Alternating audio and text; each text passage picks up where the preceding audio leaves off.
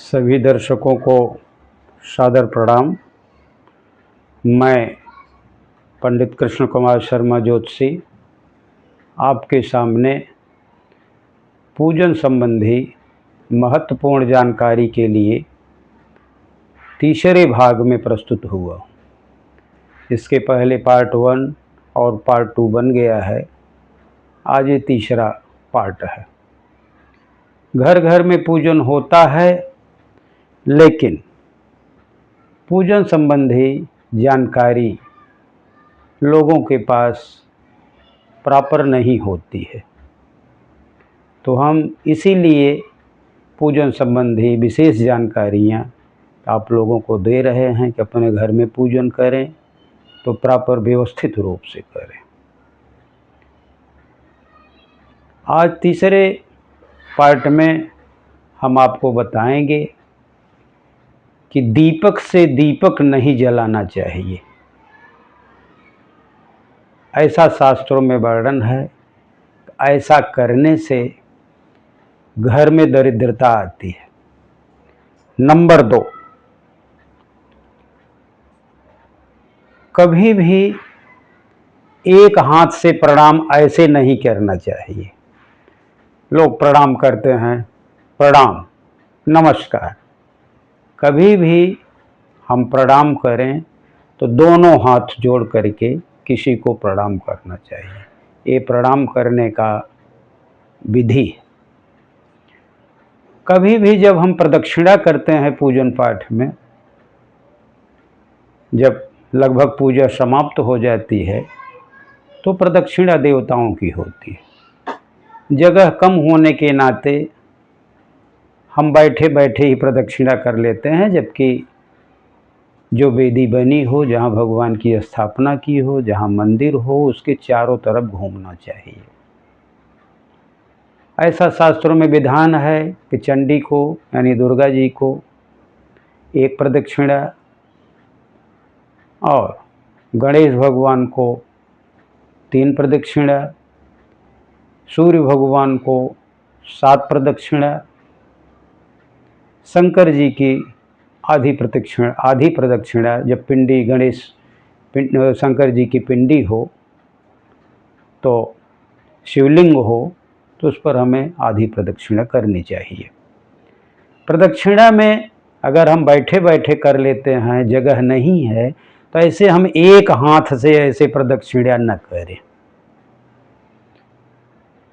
हमेशा दोनों हाथ से ऐसे प्रदक्षिणा करनी चाहिए। उसकी मंत्र है, यानि कानि च पापानि जन्मान्तरिकृतानि च तान् सर्वान् नश्यन्ति प्रदक्षिणां पदे पदे। ऐसे प्रदक्षिणा करके भगवान को प्रणाम करना चाहिए। तीसरी में हमें पूजन पाठ में जब पवित्री पहनाई जाती है, जब हम शुरू में पूजन करना चालू करते हैं तो हम पवित्र होते हैं, बाहर से और अंदर से आचमन होता है, शिखा बांधी जाती है, भूमि का पूजन करते हैं और उसी में हम कुश की बनी हुई अपनी अनामिका अंगुली में पवित्री धारण करते हैं। शास्त्रों में वर्णन है कि अगर आपके पास सोने की अंगूठी है तो आप वो पवित्री से शुद्ध होती है।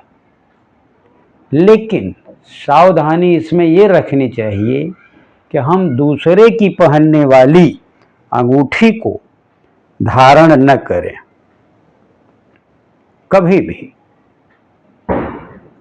और अगला इसमें है कि जब हम पूजन पाठ में पत्नी सहित बैठते हैं तो हर जगह जब हम लोग पूजन कराने जाते हैं तो हर जगह यजमान पूछते हैं कि पत्नी किधर बैठे, पति के दाहिने बैठे कि बाएं बैठे। उसमें भी शास्त्रीय विधान है दाएं और बाएं का। बाएं जगह जब विवाह होता है सिंदूर दान के समय तो पत्नी बाएं बैठती है। जब ब्राह्मण अपने दरवाजे पर आते हैं, उनका पैर धोया जाता है, तो पति पत्नी अगर दोनों पैर धो रहे हैं तो पत्नी बाएं बैठती है। और जब पूजा होने के बाद पंडित जी पति पत्नी के ऊपर या जितने यजमान हैं अभिषेक करते हैं, अगर पति पत्नी हैं तो पत्नी वहाँ पर बाएं बैठती है। और बेड पर सैया पर सोते बैठते समय पत्नी बाएं रहती है। और जितने भी पूजन कर्म हैं सब में पत्नी पति के दाहिने बैठती है। तो ऐसे बहुत जगह वाद विवाद भी होता है कि पंडित जी दाहिने क्यों बैठाए हैं, पंडित जी इधर क्यों बैठाए हैं, वो पंडित जी तो बाएं बैठाते थे। कौन पंडित जी क्या करते हैं उससे मतलब नहीं होता। मतलब ये होता है कि शास्त्रों में क्या वर्णन है उसका हमें ध्यान रखना चाहिए। अगला एक पूजन संबंधी और बात है कि जब हम नित्य की होम करें, रोज की जो होम होती है या विवाह आदि संस्कार में जो होम होती है उसमें पूर्ण आहुति नहीं होती। यज्ञ करते समय जब आहुतियाँ सब समाप्त हो जाती हैं तो पूर्ण आहुति की मंत्र होती है। वैदिक मंत्र है ओम पूर्णमदः पूर्णमिदं पूर्णात् पूर्णमुदच्यते पूर्णस्य पूर्णमादाय पूर्णमेवावशिष्यते। यह मंत्र पूर्णाहुति में बोली जाती है।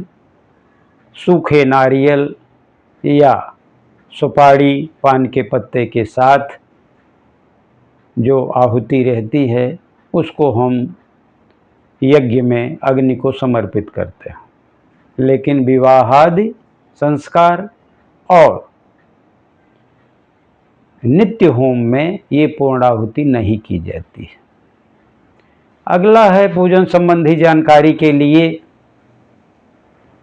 कि जब हम लक्ष्मी का पूजन स्टार्ट करें, शुरू करें, कभी भी अगर हम नया करना चाहते हैं तो रविवार के दिन, मंगलवार के दिन, शनिवार के दिन, बुधवार के दिन न शुरू करें।